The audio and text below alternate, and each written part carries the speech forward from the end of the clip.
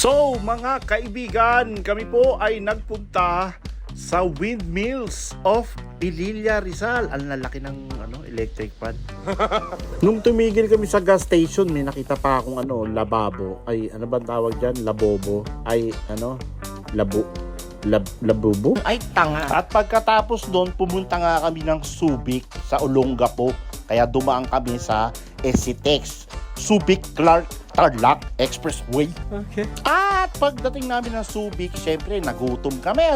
Naghanap kami ng restaurant at nakita namin itong parang gubat. Tanungin kita ng barbell, ano ka? Ang restaurant na ito ay nasa third floor o parang rooftop siya.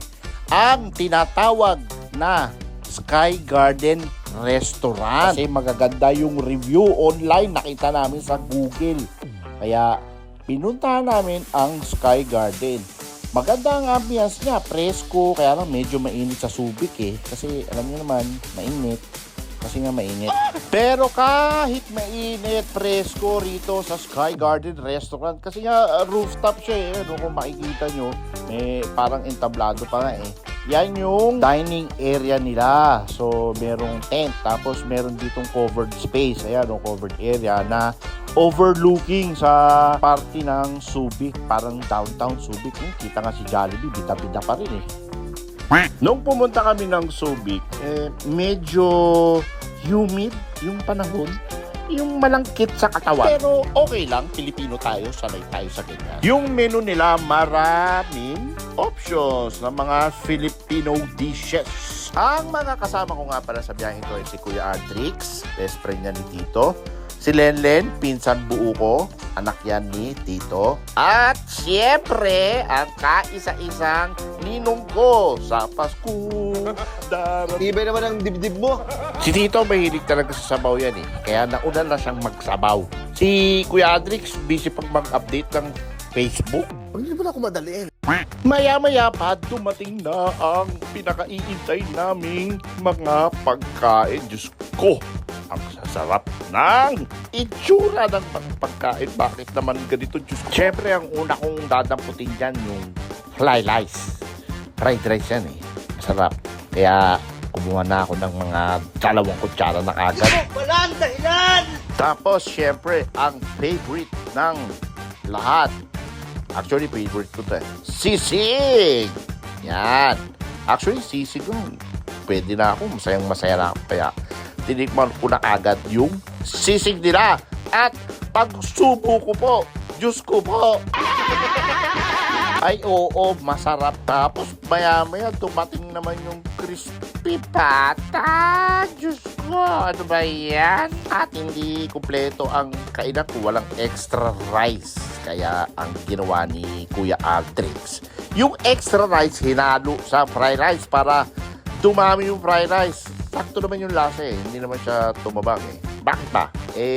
Yan ang gusto. Bakit ba? Pero alam naman natin ang crispy pata, halos lahat ng crispy pata, pare-pareho naman ang luto niyan Nagkakatalo lang ang crispy pata sa sausawan. Pero tinikman ko pa rin yung laman kung okay siya. Okay naman. Then, saka ko sinubukan yung sausawan nila. Toyo mansi lang yata to na may pepper. Ako, ang gusto ko sa sausawan ng crispy pata ay may konting asukal at sibuyas. Pero ako lang yun. Ewan ko sa inyo. Masarap pa din naman. Okay naman yan. Kaya nung nakita ko, busy sila Sarap na sarap din naman sila sa pagkain. Sinamantala ko. Kumain uli ako ng sisig. Tapos kumain na uli ako ng kumain. Kasi busy sila Kala nyo Isa pa. Huli! Ha? Hindi ko na sila nakuna ng video kumakain kasi busy silang lahat Saka sarap na sarap sila sa pagkain. Kaya ayan, taob ang pagkainan. Okay, approve na sa amin. Kaya si Kuya, iniwan na kami ni Kuya Kuya! Wait lang, kuya! So, ang masasabi ko lang sa Sky Garden Restaurant ay panalo. Masaya naman kaming nabusog sa Sky Garden Restaurant. Kaya puntahan nyo na sila rito sa Subic. You may also check out their Facebook page para updated kayo kung anong meron sila or mga event. Anyway, maraming salamat sa panonood ng video. So please, baka pwede naman mag-subscribe ka para sa mga upcoming videos. Thank you for watching and hopefully mapuntahan nyo ang Sky Garden. Bye-bye!